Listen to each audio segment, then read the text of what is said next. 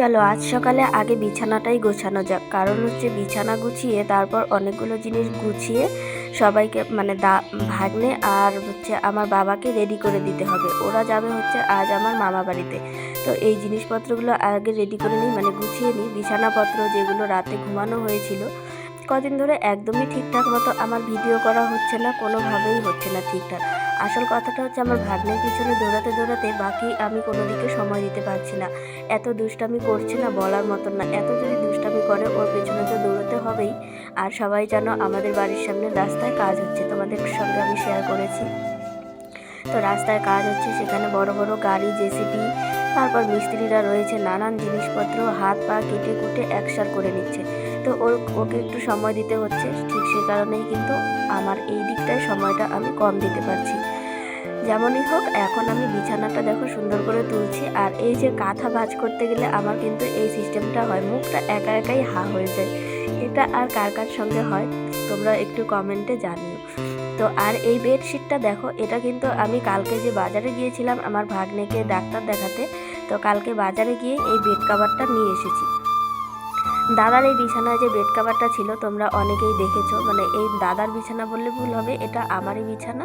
এখানে দাদা শুধু থাকে, এখন দুদিন ধরে আমি থাকছি।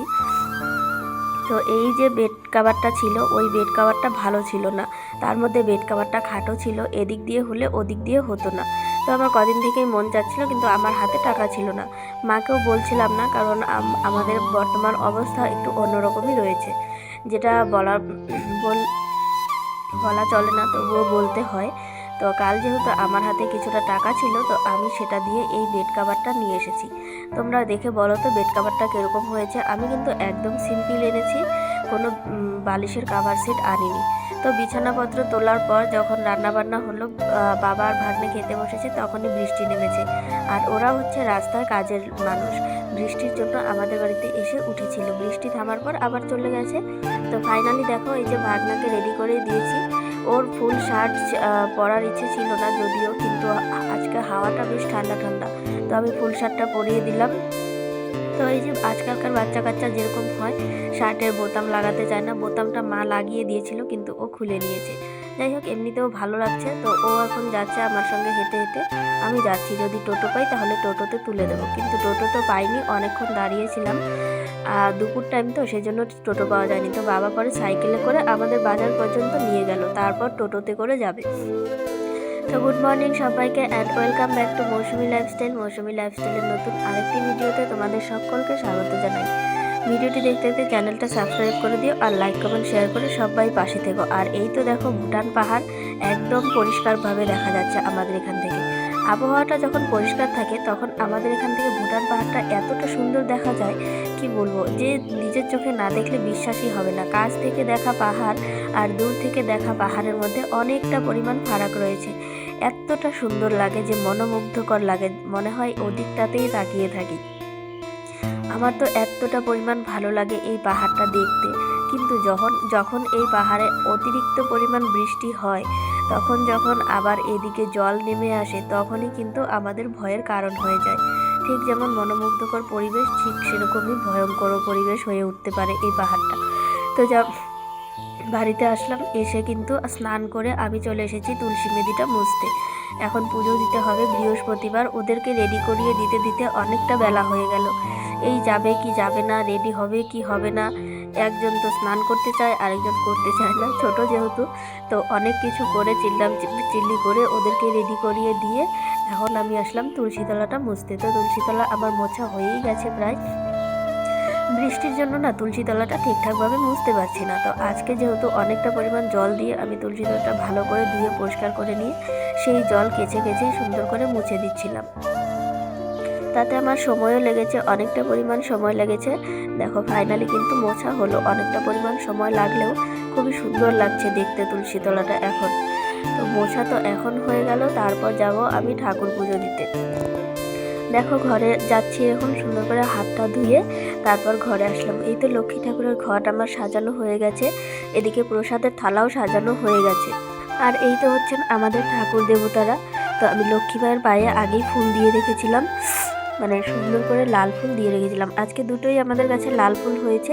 আর এদিকে আমি সব কিছু রেডি করে নিয়েছি, এখন শুধু প্রদীপ আর ধূপকাঠিটা জ্বালালেই কিন্তু হয়ে যাবে। তো আমি সবসময়ই কিন্তু একটা মাটির প্রদীপ ইউজ করি গাছার ওপরে, যেহেতু ওই প্রদীপটা আমাদের মানে এক্সিস্ট নেই, মা আনতেও পারছে না, বাজারে যাওয়া হয় কিন্তু ঠিকঠাকভাবে মনে থাকে না বলে আনা হয় না। তো এবার দেখি যেদিন বাজারে যাব সেদিন ঠিক মনে করে নিয়ে আসবো। তো আর আমার ওই প্রদীপটা থেকে এই মাটির প্রদীপটা ইউজ করতে ভালোই লাগে, একদম সুন্দর লাগে, একটা ইউনিক স্টাইল লাগে, ভালো লাগে গাছার ওপরে মাটির প্রদীপ। তো এই যে এখন উলু দিচ্ছি, আর উলু দিতে দিতে আজ শুরু মানে কাশি উঠে যাবে, তো সেটাতেই এই যে দেখো অনেকটা কষ্ট হয়। তারপর আবারও সুন্দর করে উলু দেওয়াটা কমপ্লিট করে নিয়ে এখন ঠাকুর প্রণাম করব। ঠাকুর প্রণাম করে তারপর একদম চলে যাব, অনেকটা বেলা হয়ে, দুপুরবেলা খাওয়া দাওয়ার কোনো সিন নেই আজকে আমাদের।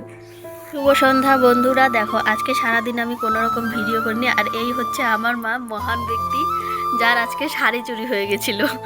বেশ কয়েকদিন থেকে একটা শাড়ি খুঁজে পাচ্ছে না, তো আজকে স্নান করে যখন পরতে যাবে তখন থেকে শাড়ি মিসিং। তো অনেক খোঁজাখুঁজির পর আমাদের দেখো শাড়ি এই যে এই দিকটাতে পাওয়া গেছে, ওই যে শাড়িটা দেখো ওখানে রয়েছে পিঙ্ক কালারের। তো এই দেখো সমস্ত জিনিস বের করেছে একটা শাড়ি বের করার জন্য, শোকেস থেকে আলনা থেকে সব কিছু ফাঁকা। এখন এই সব জিনিস গোছাতে হবে।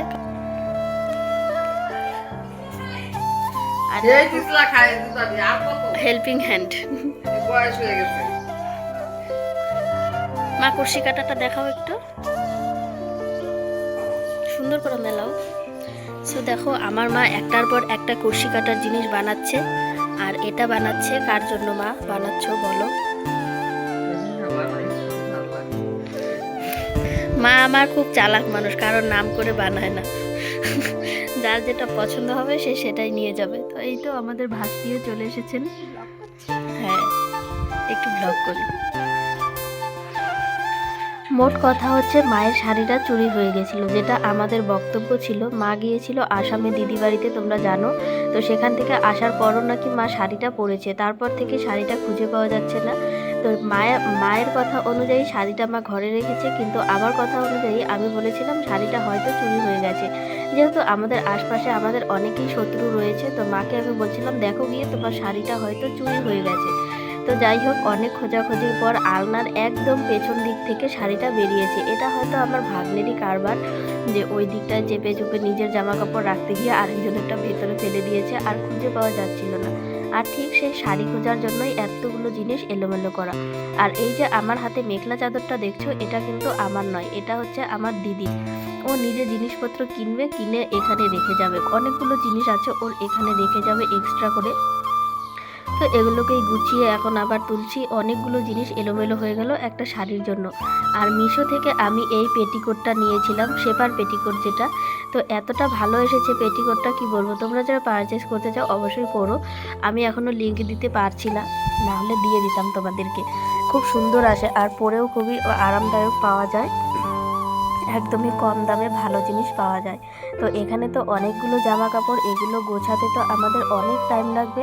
মা আর আমি দুজনে মিলে কিন্তু গোছাচ্ছি এগুলো। এখন হাফ গুছিয়ে তারপর আমরা যাব রান্নাঘরে, কারণ আমাদের রাতের খাবার অ্যারেঞ্জ করতে হবে, আমরা দুপুরেও সেরকম কিছু খাইনি। আর এই জামাটাও কিন্তু আমি মিশো থেকে নিয়েছিলাম, 350 মতো পড়েছে, জামাটা খুব সুন্দর এসেছে। তো মেক্সি কাটিং ফ্রক ছিল, এই ফ্রকগুলো আমার ভালো লাগে, ঠিক সে কারণেই নেওয়া। তো সুন্দর এসেছে ফ্রকটা, তো এটা তো আমি পরবই, এখনও পরিনি, আমি দেখি পয়লা বৈশাখে হয়তো পরতে পারি, কোনো গ্যারেন্টি নেই। তো এই এখানে মা ওদিকে ব্লাউজগুলো গোছাচ্ছে, আমি এদিকে কিছু সায়া শাড়ি কি আছে এগুলো গোছাচ্ছি। আর এক্সট্রা যে জিনিসগুলো আছে ব্যবহার করি না সেগুলোকে ফেলে দেবো, সেজন্য সেগুলো আলাদা করে রাখছি। তো রান্নাঘরে এসে দেখো পুরি ভেজে নিয়েছি, আর দাদাকে বলেছিলাম দোকান থেকে ঘুগনি কিনে নিয়ে আসতে, ও ঘুগনি কিনে নিয়ে এসেছে। এই তো ক্যানিসে করে আমি ঘুগনি বলে রেখেছিলাম, ও নিয়ে এসেছে।